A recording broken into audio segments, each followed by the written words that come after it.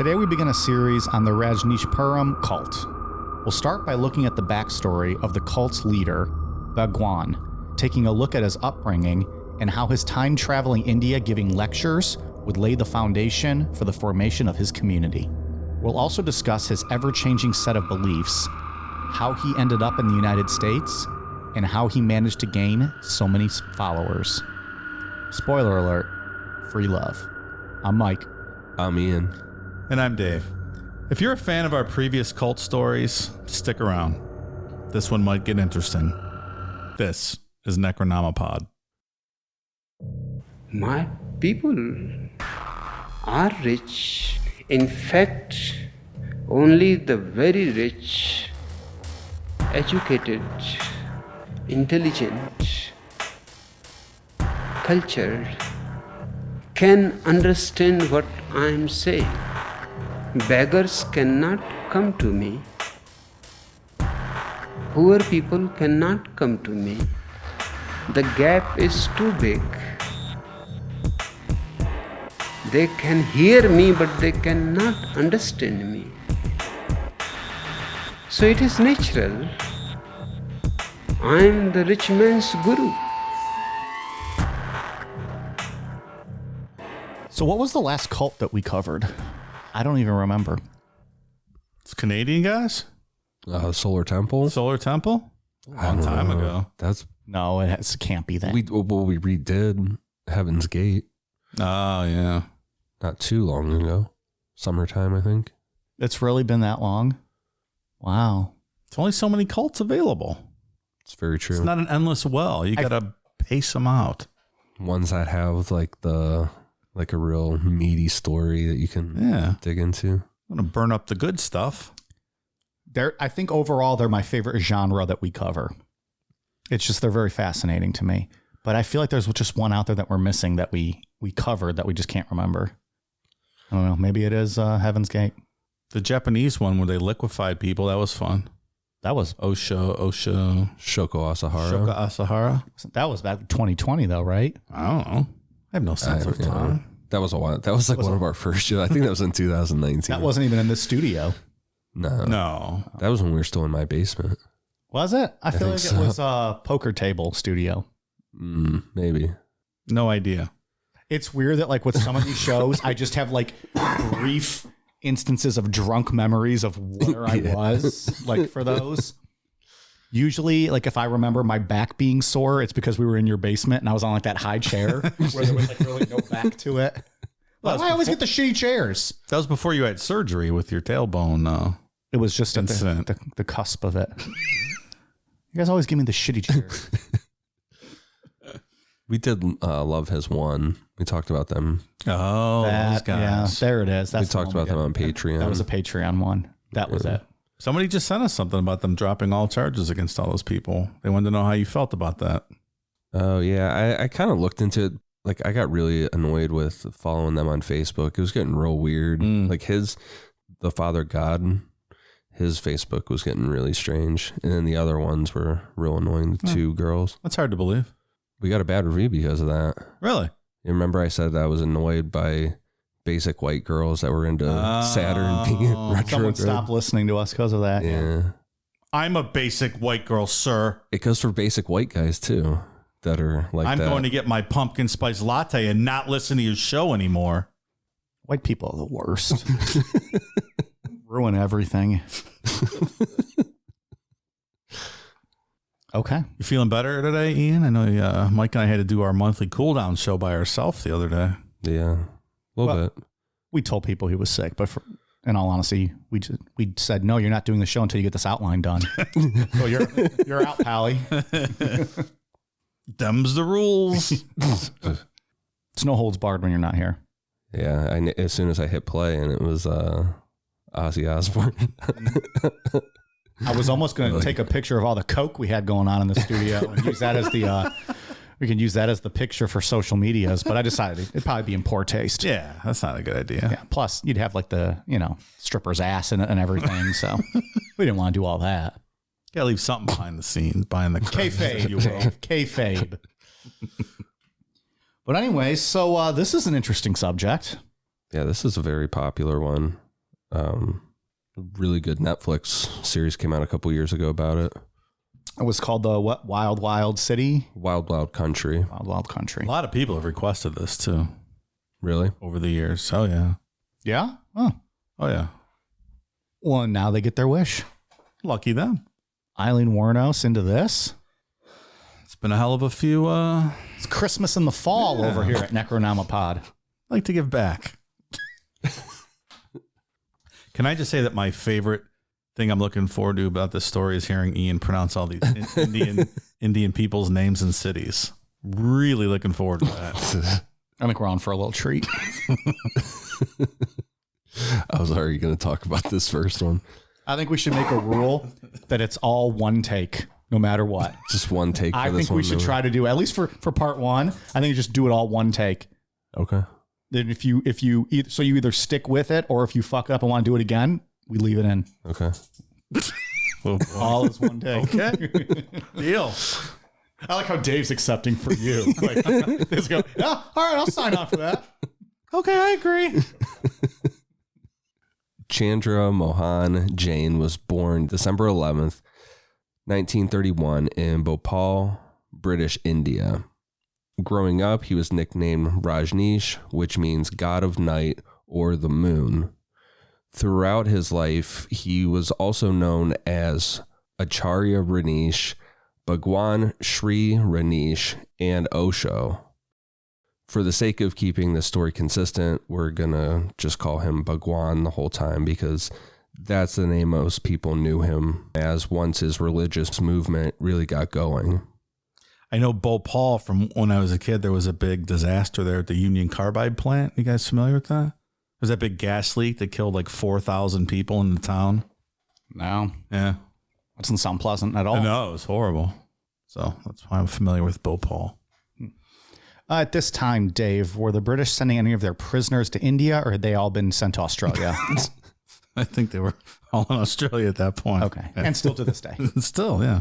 Generation after generation after generation of criminal. It's like Escape from New York over there, I understand. Lawless. Yeah.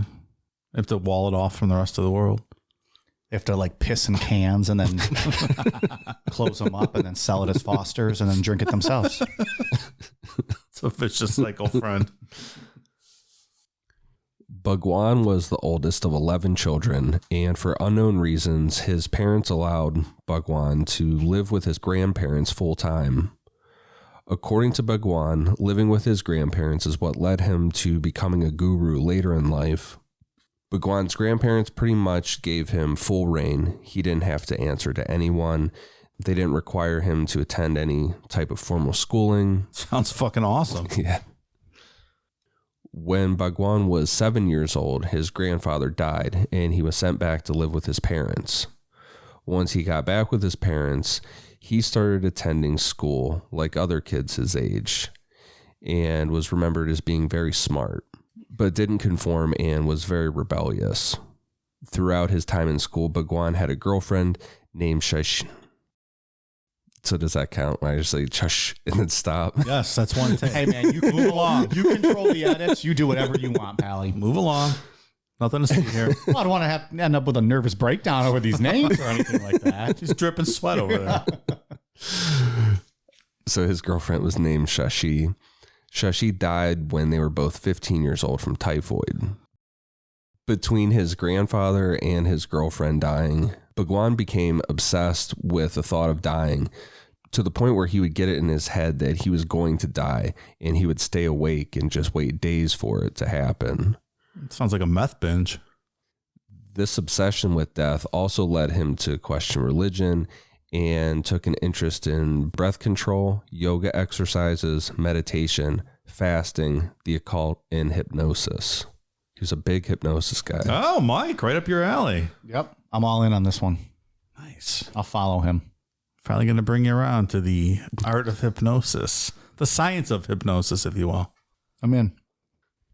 At 19 years old, Bhagwan started to go to college in Jabalpur, but after arguments with one of his teachers, Bhagwan transferred to D.N. Jain College.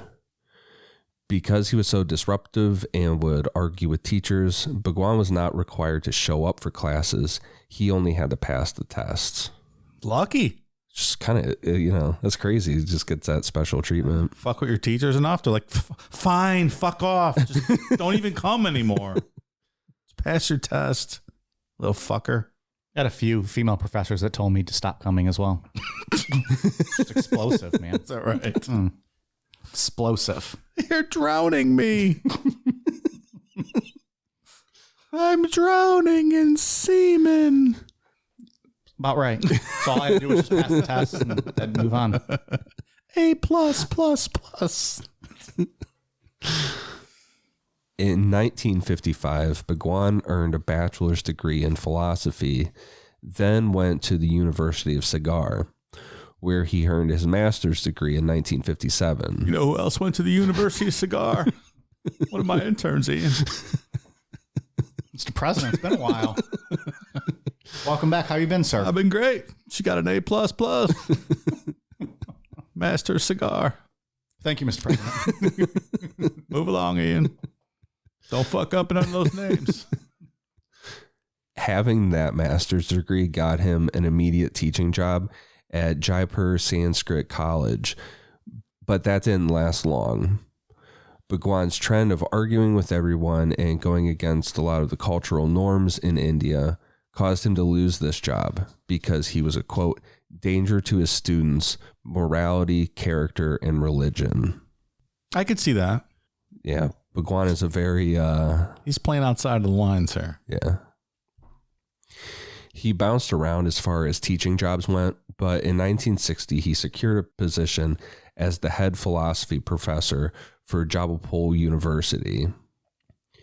At the same time he was working as a professor, Bhagwan traveled around India under the name Archie.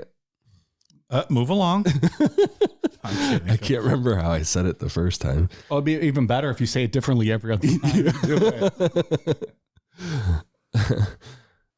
Under the name Acharya Rajneesh, giving lectures criticizing socialism, Gandhi, and institutional religions. His big thing was that socialism would only normalize poverty more, and he said that Gandhi was a masochist who worshipped poverty. Oh, just like Mother Teresa, but that's a different story. We'll talk about that on another day. Save that for Bible Bound. Yeah, that's right. I'm at the cat. Come off me. According to Bhagwan, what India needed to get out of this poverty and old ways of thinking was capitalism, science, modern technology, and birth control. He said Orthodox Indian religions were dead, filled with empty ritual, oppressing their followers with fears of damnation and promises of blessings. Did you know when Gandhi's wife died, he started sleeping with naked young women just to test himself? Really? Kind of interesting, I always thought. I didn't know if that was a setup for a joke or if that was true. No. Yeah, I was kind of waiting. Oh, Really? yeah. Like he was an old dude and he would sleep with naked young women just to test his resolve or his self-restraint or whatever you want to call it. Interesting Wow. fellow, that Gandhi. Only had some Blue Chew, though. Probably also. You think that's what it was? Well, He just said, oh, I'm just, tempting myself to show I can handle it. He meanwhile, really just couldn't get a bone. wow, that dick's been dead for Is that what it was? 2 decades. Talking like this publicly made him very controversial, but he also attracted a loyal following that included a solid chunk of wealthy businessmen. These people started paying Bhagwan for one-on-one sessions about their spiritual development in daily life. And this wasn't like Bhagwan was just going on the weekends and struck gold on a few businessmen. He was grinding to get his message out to the point where he couldn't sleep in a normal bed anymore because he was so used to sleeping on rocks or a moving van. Not sure I could sleep on rocks, me personally. No. I feel like I would try to find somewhere a little better. Maybe some grass Yeah. somewhere. Not rocks. He's putting in the miles. He's putting in the miles. He's paying his dues. Okay. It's going to pay off, I feel, though. With the addition of one-on-one meetings, business blew up for Bhagwan, And starting in 1962, he began to hold 3 to 10-day meditation camps. And the first meditation centers of his started to show up using the name Life Awakening Movement. After a couple years and things growing so steady, it wasn't easy to keep hiding that he was a successful guru on the side. So in 1966, the university fired Bhagwan. Ian, what was the actual Indian name of the Life Awakening movement? I prefer if you'd used its actual Indian name. I don't know it. Oh, okay. Do you know it, Dave? No. I know President Clinton knows it, but he already left. Yeah, he's out of the building. He would have told us, but he didn't stick around long. No. They whisk him in, they whisk him out. He hits it and he quits it. Guy's busy. Before we get to the teachings, we need to talk about sannyasa.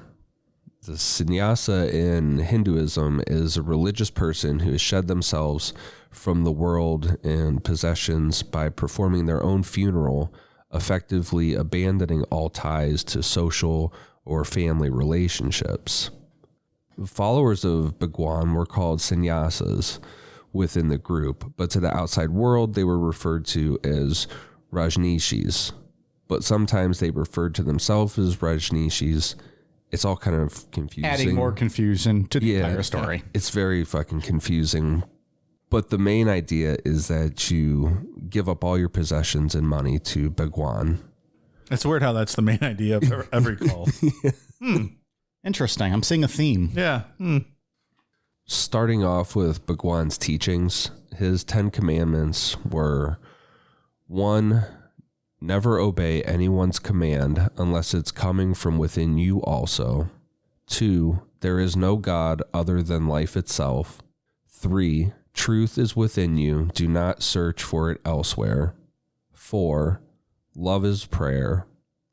5, becoming a nothingness is the door to truth. Nothingness itself is the means of the goal and attainment.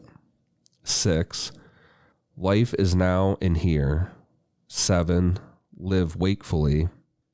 8, do not swim, float. 9, die each moment so that you can be new each moment.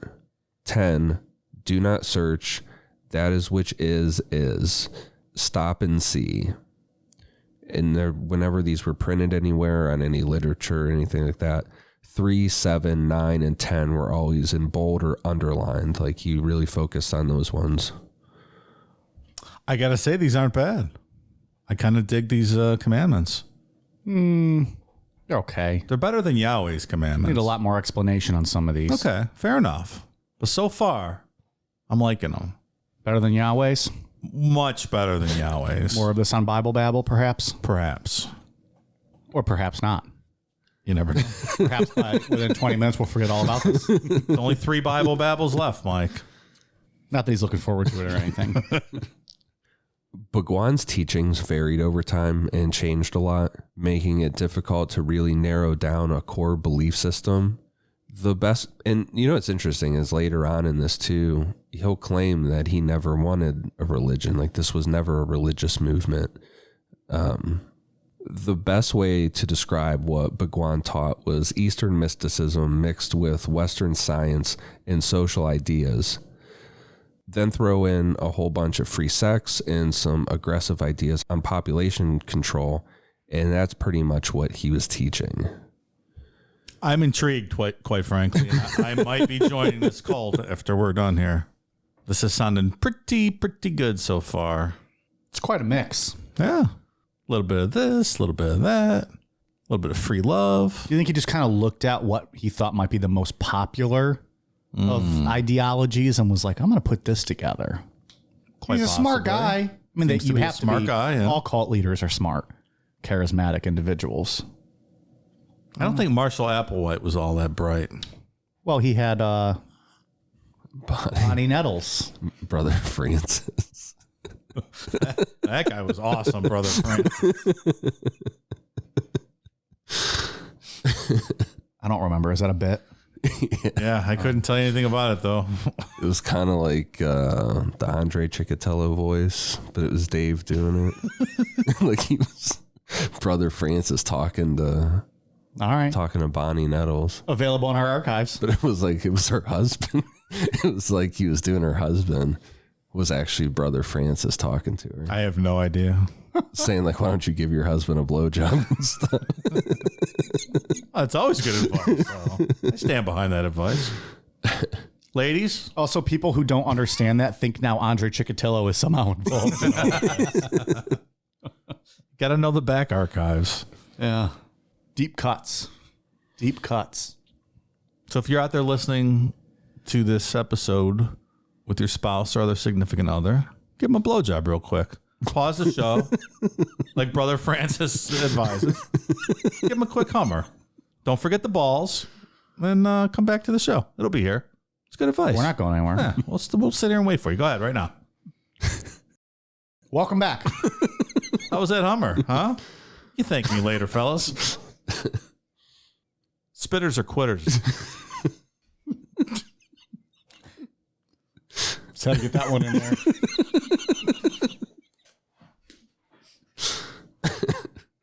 From reading into things and watching Wild Wild Country, it seems like aside from the open sex, the biggest thing Bhagwan was doing differently was his version of meditation.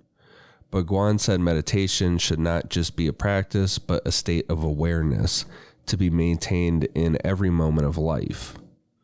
A total awareness that awakens a person from their life of being conditioned by beliefs and expectations.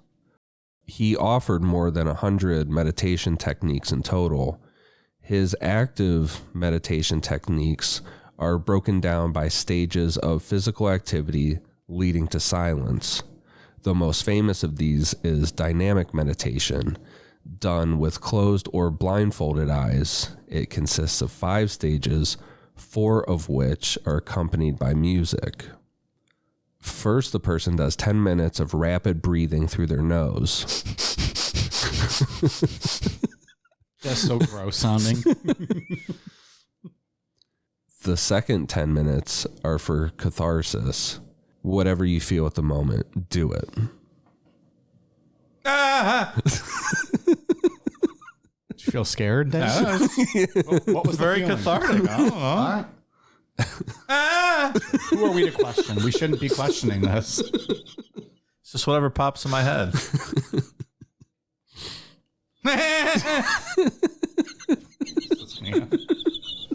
It's not very relaxing doing that noise. I don't know. It feels like the opposite of meditation. Kind of ruining my meditation. Yeah. Next, for 10 minutes, the person jumps up and down with their arms raised, shouting, quote, "who," each time they land flat on their feet. I read that more as Hacksaw Jim Duggan. Ho! That's how I choose to interpret that one. USA! USA! Fourth, the silent stage. The person stops moving suddenly and remains completely motionless for 15 minutes, watching everything that is happening. The last stage of the meditation is 15 minutes of dancing and celebrating. I sent you guys a video of that from... Yeah, it was interesting. That was something. That's a word for it. Doesn't seem like meditation. No. A lot of it's jumping around and screaming, kind of doing what you were doing. Yeah. A little bit. Acting like you're in a cult. Really. Yeah. Just fucking acting like they're in a cult. Take my money. I think it's the same movements I saw people doing at those Kanye live performances of his new album. Yeah. Like people watching just started jumping around like that, like they were in a cult. It's like waving their arms up in the air and Yeah. stuff. Like, because their ears hurt? Or they were just... No, because they're in a cult, Dave. They're in a fucking cult. Kanye's the leader. And he makes you dress like a hobo bum. And you pay thousands of dollars for that. I just read today there's a new $90 hoodie coming out at the Gap. New Yeah, Kanye it's already hoodie. sold out. Huh? All colors are gone. Unbelievable. He knows. He knows. You can go to Walmart, buy like a black hoodie, just tear it all up, and then say it's, you know. It's not even that. They're just straight up hoodies. That's what the article I read said. It looks like a Walmart hoodie. Yeah. So you don't have to cut it That's up. exactly what it said. They're really, they're just like those baggy, oversized hoodies. Isn't that how hoodies are supposed to be? Like, it's Yeah. not like I mean, they're like a like a little good- thicker, but a good hoodie should be a little oversized, baggy, comfortable. Oh, yeah. You're not buying hoodies to wear them tight. No. It's like choking you at the neck. Like, this is so cool. Yeah. I would not pay $90 for a plain hoodie. But you knew they were all sold out. I did know that. Yeah. How did you know that? He's like, wasn't from being should one want this black hoodie in a size XL? Could one add it to its cart right now? No. God damn it. I wouldn't buy this anyway. Yeah, fuck it. Stupid hoodie. I'm going to go get my Yeezys and look at them. They're not even like, maybe if it was like a really unique color, you know, What colors what I do mean? they have? Black, It was white, just and like- tan, and gray. Black, 2 different shades of brown, a red, a purple, a blue. I think that was it. 2 shades of brown. I think that was it. You want a dark poop or light poop? If it was like some faded blue or something, maybe. You can get 2 Necronomipod hoodies at Amazon.com for that price. In 1968, Bhagwan's talks started to focus almost solely on the acceptance of sex and sexuality, earning him the nickname in Indian media as the sex guru, and he got a ton of backlash. In his lectures on the sacredness of sexuality, he claimed that it was a vital part of achieving spiritual growth and higher consciousnesses. Mike, you're the king of vagina. Did you ever achieve spiritual growth and higher consciousness? No, I was just plowing pussy. Okay. See? Just throwing out O's wherever I could. Fair enough. He said that religion and norms restricted freedom of sexual expression by associating it with shame and embarrassment. He said that the secrecy and shame surrounding sex prevented children from getting the proper education they needed to understand sex and their own desires. I agree with that. Yeah, I mean, I'm on board so far with his ideas on sex, some of it. He believed that many religions focus too much on the reward of the afterlife, dismissing the beauty and joys that were right in front of them. Yes, exactly. Rajneesh. Dave's Where do joining I this send call. all my money? Where do I Venmo my life savings to you? Bhagwan is, he's not that off the rails. No, not at all. Give it time, kind sirs. I fear trouble might lie ahead. Oh, Mike, no. Is it all going to come crashing down? I don't know. Or see what Ian takes us in part 2, and then he'll add a part 3 and 4 and 5, and hijinks ensue.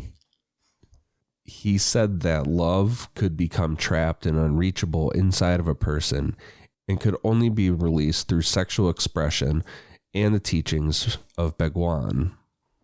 It's a little getting off the rails with that sentence a little bit. That he's the It's only a bit one. that can- elitist. Yeah. All right. This is where he really loses me, though. Bhagwan was pretty liberal with all this stuff, with free loving and everything, but he was not a fan of the LGBTQ community and sex workers. He claimed that open conversations about sex being taboo caused people to develop what he said were unhealthy behaviors, like being gay or making money from anything sexual, even though that's kind of what Bhagwan's going to end up doing here. God damn it, Bhagwan. Now you lost me. I was coming along here. I was ready to move in with these guys, and now with the homophobic shit. You got to Venmo your money back. God damn it. The best thing out of that sentence was Ian almost making up the word taboo. I want that to be the word now. Taboo. Oh, I'm not going there. That's so taboo.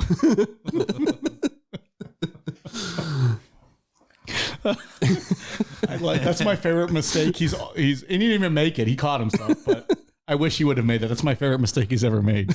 Taboo. I say that he doesn't. I make more mistakes reading names. He doesn't make a ton of mistakes, but taboo is just awesome. Fucking Bhagwan. Come on, man. I got to bail on you. Has there ever been a cult leader that didn't Right. fuck everything up? They all seem to have that, a lot of homophobic stuff. Yeah. Free love, but only man and woman. No go, Bhagwan. Give me all of your possessions. Children of God was very homophobic. Yeah. These guys, Jim Jones was on the outside. Was the Branch Davidians? I don't remember that. I'm sure they probably were. It was, I mean, the Bible's the Bible, right? Well, that's true. No one was having sex there, right? It was just Koresh was fucking everyone's wife. Just fucking all the wives. So never mind. That was stupid. Come on, Mike. Act like you're an expert on all this.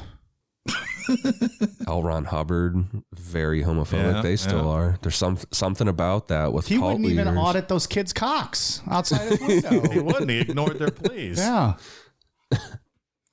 All right. I wonder what it is about that. It's interesting. Yeah, I don't know. Kanye's cult won't be that way, Ian. Don't worry. All right. You get your poop brown sweatshirt. You can wear that brown sweatshirt with your orange Yeezys. You're a real brown man now. Welcome aboard, pal. It's not like you want to be a Steelers fan this year. Here we go. Sports talk with Dave, Ian, and Mike. Oof. Terrible. It's not great. What are the Steelers 0-2? No, 1 and 2. 1 and 2. There we go. Please sign Roethlisberger for another long-term deal. He's great. Sign him. Let him play another 5 years. Not everyone could be Tom Brady. Not everyone can get literally better with age. It's true. You cannot argue with that. Didn't he just throw for 5 touchdowns the other week? Yeah, like 2 weeks ago. Fucking unreal. Yeah. The best part about this like entire bit with me and him is that like I just keep winning. Like he just keeps pulling through and making me look like a goddamn genius. We're from Cleveland. We're going to talk about how great the Browns are, and now you got to start sucking Tom Brady's cock. Well, it was a good comparison because Ben Roethlisberger is pretty much ready for the old folks home. Tom Brady is what? Quadruple his age? And he's throwing 5 touchdowns? Just saying. Don't get me wrong. Baker Mayfield is hands down the next Tom Brady. I think we can all agree on that. I absolutely believe that. And, he's also banging someone hotter than Giselle, in my opinion. So Oh. he wins. Bold call. Ian's met them up close and personal. What are your thoughts on that? On his wife? Yeah. Yeah, she's very attractive. Yeah. I'll translate. Me gusta. Roll Tide. So at a public meditation event in 1970, Bhagwan showed off dynamic meditation for the first time. This had all been going on in Jabalpur, but he left for Mumbai at the end of June 1970. On September 26, 1970, he officially announced his first group of disciples, or as he called them, neo-sannyasins. Becoming a disciple meant assuming a new name and wearing the traditional orange dress of Hindu holy men, including a mala necklace and carrying a locket with Bhagwan's picture. Even though he had made them have a picture of him in a locket, Bhagwan said he himself was not to be worshipped, but regarded as, quote, a sun encouraging the flower to open. They were also allowed to wear maroon and red. It was like that whole color scheme from orange, like even some like darker pinks, some lighter purple. I wish we could dress like that with the robes. It's got to be so comfortable. Well, they didn't have robes. They just like their shirts, like they could wear like what we're wearing right now. Oh, I thought it said robes. Just the color scheme. Oh, okay. Just the color scheme. Because if you see pictures of them, like sometimes they do have the robes, but then other times they're just wearing like what we would be wearing, and it has to be in that color scheme. I'll wear a robe with you if you guys want to start wearing robes when we record. Like if you could dress like the Saudis with those chic robes, like doesn't that just look so comfortable? And I'm thinking more of like a Hugh Hefner type. That kind of robe. I just want. Well, I know, just a robe, like pajama pants, slippers all day. That does sound pretty comfortable. Yeah. Just sit down here recording all in robes. I want to dress. I'll tell you who would show up every week is Mr. President. Just wearing robes, smoking cigars, drinking some bourbon. Hey, you fellas know how to party down here. Like how he pops back in now for that. We got him on Skype. Yeah, he's available. He chimes. He mutes us, goes about his business, whatever, top secret former presidential duties he has. And he'll pop in when he's got something to say. I'd like to dress like those Saudi sheiks. It has to be so comfortable. I hate wearing pants. It has to be fantastic. You just flow. Yeah. This seems awesome to me. Dave's such a basic white man. Comes home every day, takes off his pants, walks around the house in his underwear. Or belts. Like, belts are terrible. I just want a robe. I don't usually wear belts anymore. Like, I'll find pants that just fit comfortably. I wear jeans like 2 times a year. Usually I just wear sweatpants. But like, I even found jeans that I don't need belts for. I like that. You got to search, but yeah, I don't like wearing belts unless they're world championship belts that I've won in various grappling competitions. I might order a chic robe to wear. Test it out. Tell me you've had more than a few beers without telling me you've had more than a few beers. He's talking about ordering chic robes tonight.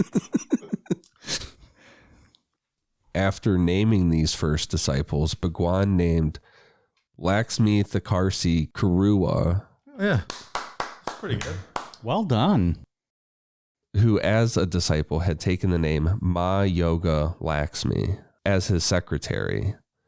Lakshmi was the daughter of one of his early followers, a wealthy man who had been a key supporter of the Indian National Congress during the struggle for Indian independence, with close ties to Gandhi. She was able to provide money that allowed Bhagwan to stop traveling to gain followers and settle down. Is there something interfering with your happiness? Something keeping you from achieving your 2020 goals? Let's face it, these are certainly trying times. From being cooped up inside your home to wondering how you're going to pay next month's bills, we're all experiencing some form of stress or strain on our mental health. And for that, BetterHelp is here for us. BetterHelp is an online mental health provider that will assess your needs and match you up with your own licensed professional therapist. The best part? No waiting rooms. That's a pretty big deal if you're as impatient as I am. BetterHelp is a safe and private online environment that will have you communicating with a counselor within the first 24 hours. And once you've begun, you can send your counselor a message at any time, always getting a helpful response in a timely manner. You even have the ability to schedule weekly video or phone sessions, all from the comfort of your very own couch. BetterHelp is available worldwide and has a broad range of expertise available, including licensed professional counselors who specialize in depression, stress, anxiety, relationships, sleeping, trauma, anger, family conflict, LGBT matters, grief, and self-esteem. In fact, so many people have been using BetterHelp that they're currently recruiting additional counselors in all 50 states. Not happy with your counselor? No worries. BetterHelp is committed to facilitating great therapeutic matches and makes it easy and free to change counselors if needed. Remember, everything you share with your BetterHelp counselor is completely confidential. And while it's not a crisis line, it is a convenient, professional, and affordable way to seek the help you deserve. Financial aid is even offered to those who qualify. Want to hear how BetterHelp assisted people just like you? Check out the testimonials posted daily on their site. Look, we here at Necronomipod want you to start living a happier life. So, as a listener, you'll get 10% off your first month by visiting betterhelp.com/necro. Join over 1 million people already taking charge of their mental health. Again, that's BetterHelp, betterhelp.com/necro. In December 1970, he moved to the Woodlands apartment in Mumbai, where he gave lectures and received visitors, among them his first Western visitors. Then the following year in 1971, he adopted the title Bhagwan Shree Rajneesh, Bhagwan meaning blessed one, and Shri being the equivalent to sir in English. Did they use any of the Kama Sutra and all this free love over there? I wonder. I don't know what was... It's a good book, man. Kama Sutra. Lots of good positions. I'm a co-author of that. Is that right? Mike's Guide to Successfully Implement Every Position in the Kama Sutra. Knowing the clit does not exist. Oh, okay. Well, yeah, you should work around that. Well, They thought it did when they they're setting up this whole game for you, making it based on that. I'm giving you the real story about how you actually go about business. Got it. Yeah. Not wasting your time. Yeah, like you're you know, what is this fucking national treasure? I can want me jumping around all over looking for hidden clues? No, just get to the point. Here it is. Yeah. Co-author. Okay. For some reason, they don't give me credit on that. I don't know why. Weird. Submitted so many stories. Strange. So that brings us to 1972, when Bhagwan met the woman who probably is going to become more of the focus of the story in the end, Ma Anand Sheela. Well, it's a curveball, Ian. I thought this was all about Bhagwan. Yeah, Bhagwan's going to take a back seat here for a while. Wow. Okay.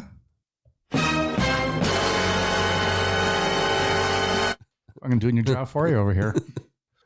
Sheela was born Sheela Ambalal Patal in 1949 in Gujarat State, India, and is the youngest of 6 children. Sheela changed her name to Ma Anand after becoming a disciple of Bhagwan's. And interesting, all the women, when they changed their name, had Ma in the beginning of it.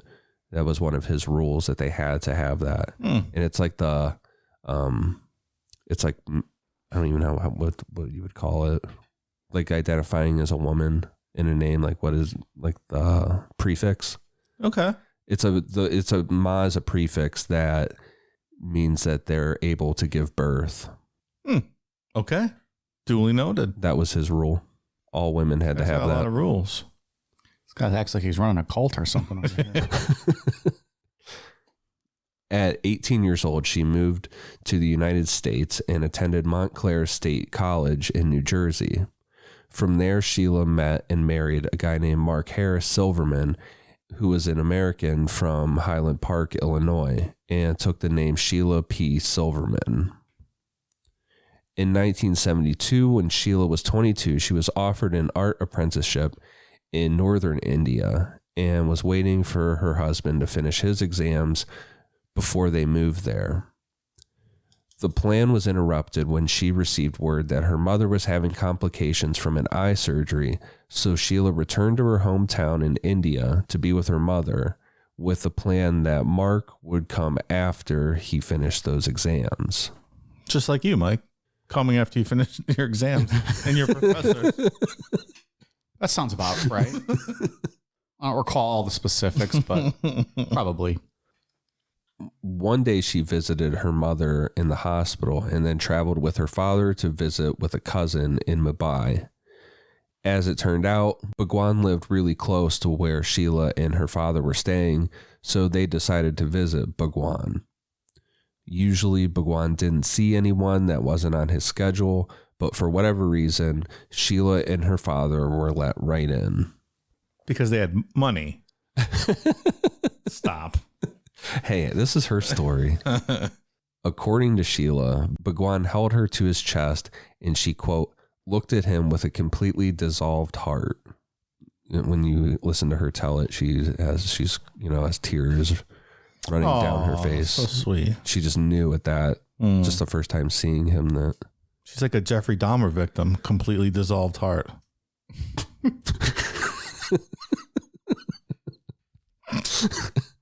Fair statement.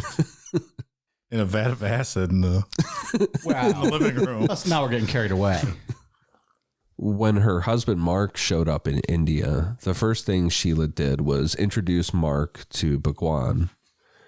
Mark was impressed with Bhagwan from the standpoint that he was an intelligent guy, but Mark wasn't sold on the spiritual side of things. Bhagwan invited them to one of his meditation camps, and at that point, Sheela and Mark were completely sold on Bhagwan. This is when Sheela would start the process of becoming an official sannyasa and changing her name. Once Sheela and Mark were completely devoted to Bhagwan, he started to test their loyalty. According to Sheela, Bhagwan sent her and Mark to meditate in an area of snowy mountains for 3 weeks. Then Bhagwan asked them to go back to America and cut off ties to the people that they knew there. Then after this was done, Sheela and Mark were sent to live in an experimental dorm-style commune with other followers. Like open sex, not sharing the same bedroom, completely open. And even though Sheela fully believed in Bhagwan, according to her, she still had a hard time with this. And she actually wrote about it in her journals, saying that she was really relieved that it didn't take long for the experiment to end, because Bhagwan was getting tired of living in Mumbai. Is this like a swingers commune kind of thing where she was banging everyone, or everyone was just watching her and Mark? I think everybody's banging everybody. Okay. It's a little different.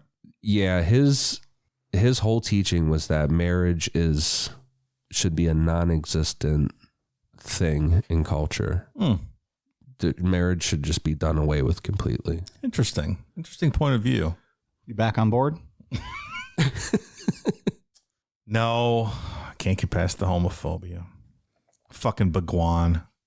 You almost had me. You're reeling me in, pal. The humid climate of Mumbai was not good for Bhagwan's health. Or anyone else's, I'm sure. It sounds awful. Right. He ended up developing diabetes, asthma, and a bunch of allergies. In 1974, he moved to a property in Corgan Park, Pune, purchased with the help of Ma Yoga Mukta, aka Catherine Venelos, who is a Greek heiress. Bhagwan spoke at the Pune ashram from 1974 to 1981. There were 2 adjoining houses and 6 acres of land that became the center of an ashram. It was set up to have audio recording and later video recording and printing of Bhagwan's teachings made for worldwide distribution, allowing him to reach larger audiences, resulting in more Western followers. The ashram soon had an arts and crafts center, produced clothes, jewelry, ceramics, and had live performances of music, like a straight up getaway resort type thing, but all based around religion or his, spiritual teachings. Dave's needle is now moving back towards the center. But you can only wear maroon down to orange. Like, was everybody fucking? Like, just swinger colony? Yeah. It's like, oh yeah. Oh yeah. Well, wait till we get next week when we get to the FBI investigation. One of the FBI officers, in an interview, he said like he was shocked when they first showed up for their investigation. There were 2 people just fucking on the ground. Wow. Just broad daylight right in front of everybody. That's the life. It's gonna be a good part 2. That's the life. Live music, fucking anybody you want. I'm assuming they had kegs of Miller Lite posted all up over the resort. No drinking or drugs. I'm out. Fuck that. This is a cult. What do you think? You could have led with this. Still. Yeah. Ugh. I'm out. Yeah, I draw the line at homophobic teetotalers. That's not my game, pal. Look, if I'm out. If a cult leader really wanted to reel me in, get me fucking shit faced, and then start spewing your nonsense, you have a better chance. Just saying. The Pune ashram was, by all accounts, an exciting and fun place to be. Yeah, it sounds like it. The day began at 6 a.m. with dynamic meditation.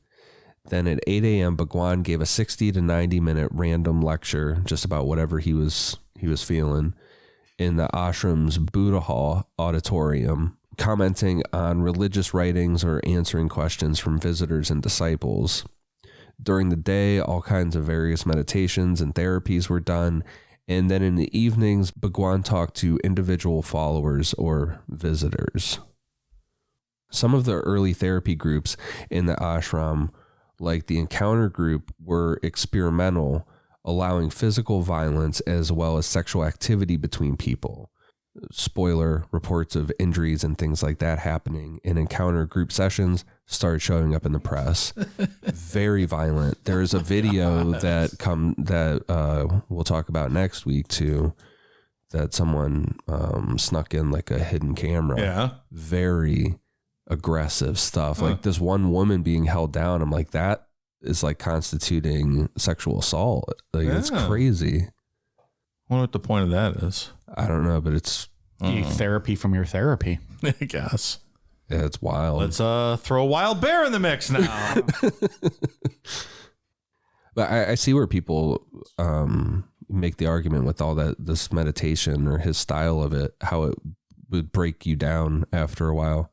Like you're screaming and doing all that stuff and you're jumping up and down, but you're not jumping up and down normally. You're landing flat on your feet just over and over again. It's an awkward way to land. It's going to wear you out more. Yeah. Okay.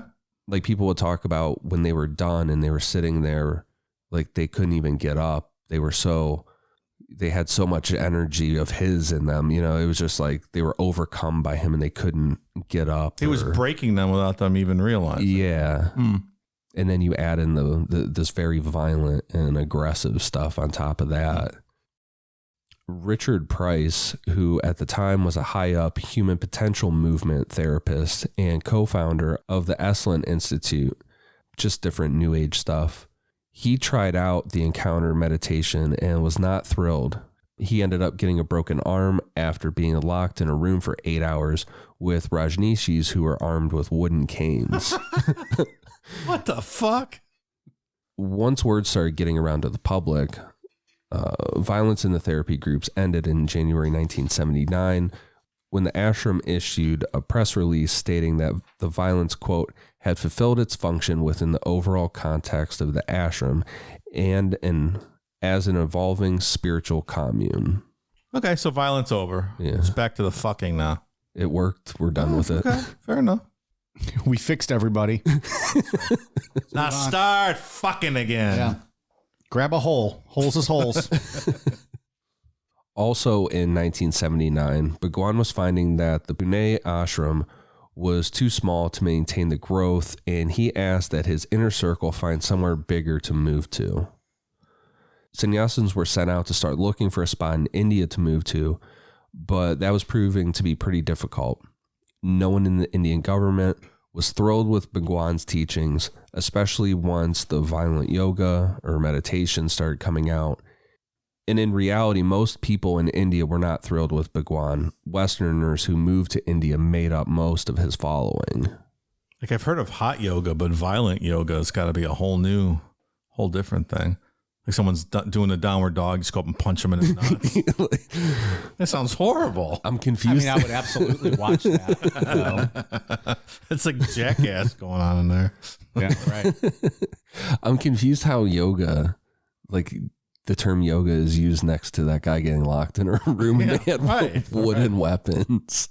Like what about that is yoga? You don't get it, Ian. Oh, okay. Maybe this cult's not for you, Ian. You clearly don't line up philosophically with what we're trying to do here. Like I imagine that guy being real fucking confused. He thought he was going in and doing yoga and then just like Beat the fuck out of him. Bunch of dudes with canes. You've been yogaed, motherfucker. Tensions were rising between Bhagwan and the Indian government, and they started denying land deals that the ashram was using.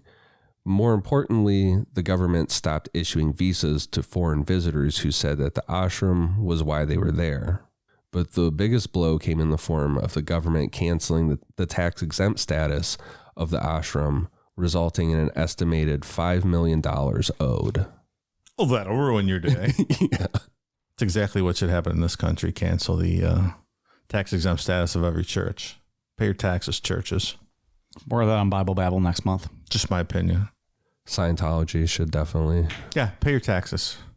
They would be done that day. That would be it for them. If it was retrospective like that. Retroactive? Is that what you're saying? What's retrospective? Did I say retroactive? Like, wait a minute. What's retrospective? Well, Like, oh, in retrospective. Thinking back. Oh, that money I had before the government took it all. Speaking retrospectively, Scientology would be fucked if they were retroactively taxed. So by 1981, Bhagwan's ashram had 30,000 visitors per year. Then on April 10th, 1981, after talking to his followers daily for 15 years, Bhagwan started a 3.5-year period of public silence. And at the same time, Ma Anand Sheela replaced Ma Yoga Lakshmi as Bhagwan's secretary. As 1981 went forward, the tensions around the Pune ashram between the Indian government and Bhagwan were boiling over, and discussion of moving the ashram to the United States started being discussed. On June 1st, 1981, Bhagwan traveled to the United States on a temporary visa for medical purposes and spent several months at a Rajneesh retreat center that was set up in New Jersey. And this is when Bhagwan's teaching and all he had built turned into a true multi-million-dollar, possibly billion-dollar organization. I think those Jersey guys like the Bhagwan coming there. They're like, oh, we don't need no ashram in Jersey. Oh, I could see them getting pretty upset about that. ashram. It's their territory, right? Maybe not the same market, though, right? I don't know if they're going after the same thing. I just picture Tony Soprano and the fellas sitting around the Satrials on talking about the Bhagwan moving into Newark with this ashram. Baga what? I'll have to get to episode 2 someday. You'll have to do that.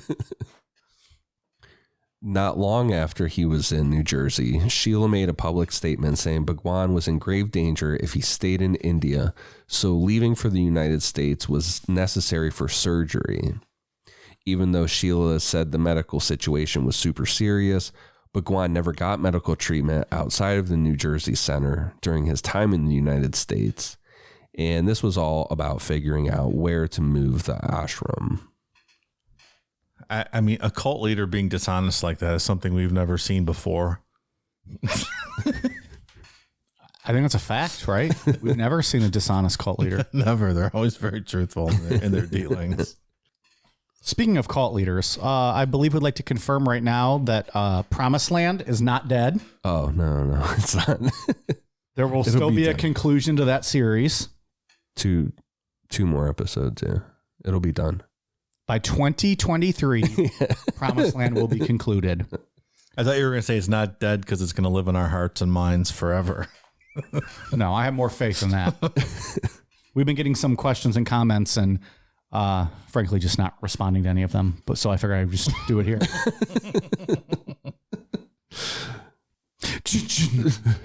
Hey, Moses and the Israelites wandered the desert for 40 years before they got to the Promised Land, so you can wait a few months, you fuckos. I really wanted to get it done this week, because I was really like, all right, I'm gonna sit down and do it. Then I got sick, and I wanted to make sure this got done, so it'll be out soon. Soon's a relative term, so don't put any time frame around. I just wanted to confirm that it wasn't over. There's 2 more episodes. Understood. That was because people were asking like if that was the end of it. No, there's 2 more episodes. Ian's going to land the plane on that whole story. So like we said, this was getting its way to being $1 million, multi-million, possibly billion-dollar organization. At this point, the movement had a sophisticated legal and business setup and had created a corporate structure consisting of multiple front companies and subsidiaries. There were 3 main organizations within the Rajneesh movement: the Rajneesh International Foundation, the Rajneesh Investment Corporation, which managed the RFI, and the Rajneesh Neo-Sannyasin International Commune. The umbrella organization that oversaw all investment activities was Rajneesh Services International Ltd, a company incorporated in the UK but based in Zurich. There were also smaller organizations like the Rajneesh Travel Corp, Rajneesh Community Holdings, and the Rajneesh Modern Car Collection Trust, whose sole purpose was to deal with the purchases of Rolls Royces. The fuck out of here. Bhagwan starts living the life. Yeah, I can tell. It was estimated that by the mid-'80s, Bhagwan was bringing in $120 million a year. So $120 million in 80s money. Mm-hmm. It's okay. It's not bad. Not bad at all. And those Rolls Royces got him a lot of attention.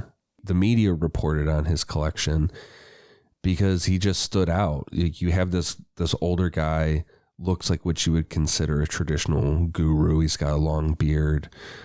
But then he rolls out in this brand new Rolls Royce wearing $1 million watch. And he really liked Rolls Royces to the point that he had 93 of them. Nothing makes me want to sell all my possessions and give them money than someone with 93 Rolls Royces. It's a good selling point. You don't even have time to enjoy half of those. It's ridiculous. I don't know how you see that and you're like, yep, here's all my money, pal. You're the real deal. Well, especially when they're not providing kegs of Miller Lite. Any self-respecting guru worth his weight or worth his salt, if you will, would have a keg of Miller Lite on tap. I don't disagree. Ready to go for all cult members. I mean, with all that fucking, you're going to get parched. That's right. You need to cool down with great taste and less filling. Delicious Miller Lite. Notice your seat is back down to normal. We touched on this on the cool down show. Do we? Are you fucking around with me? Well, I sit on my legs sometimes. I think that's. Oh, maybe that's what you were doing. Yeah. On the cool down show, I was looking up at you, and then now I'm like, oh, he's back to normal. I just noticed. All right, maybe that's what you were Just doing. fidgety. All right, all. I never noticed you being, higher. Like that? It was that. That's exactly what it was. Sitting on my leg. All right. If you had done that in the past, I did not notice, but yesterday it fucking threw me off. So like you said, Dave, it kind of contradicts itself, becoming a sannyasa, and then Bhagwan's out here with $1 million watch and some Rolls Royces. $1 million watch. Can you imagine? Yeah. If you ever seen this, it's just like when he comes out, because he's always praying. So he's wearing like there's something about him like gives off this aura because he's wearing like the straight up guru stuff. Which portrays like a poverty kind of setting. Right. Robe, but then he comes out praying. He's got this watch on that is literally just diamonds. That's all it is. So it's just like glittering. That's all. It's just glowing in the light and it's all diamonds. I wouldn't be able to function if I had $1 million watch on. Like, I just wouldn't move. just looking at it. I wouldn't even want anyone looking at it, so like something's gonna fuck it up. Like, don't move, don't touch it. The insurance and loan on $1 million watch exactly. is What is wild. the point? It's so dumb. Yeah. It's a different world, friends. I think I wear an $80 watch. Does just fine. Tells me what time it is. Right. Never had any issues with it. Even, you know what? Even tells me the date. See? That's a bonus. There you go. Bonus. Just saying. Does what it's supposed to do. Yeah. Although it's straps falling apart a little bit here on the side. I mean, you go for the utilitarian kind of watch, so it doesn't need to be flashy. No. Just need to know what time it is That's all the... without having to pull my phone out of my pocket or look for that all the Exactly. time. On it right there on my wrist.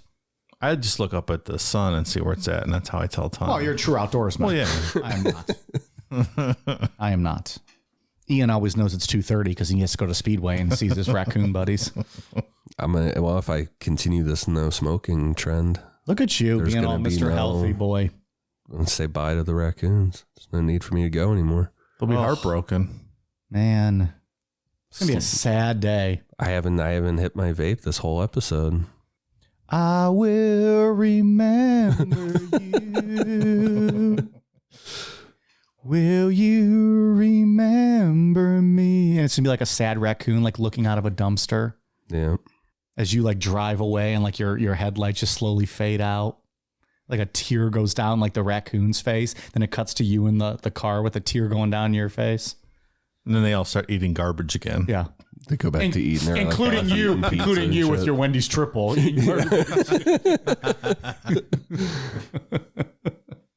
I haven't smoked in almost a week. It'll be a week. Good. tomorrow.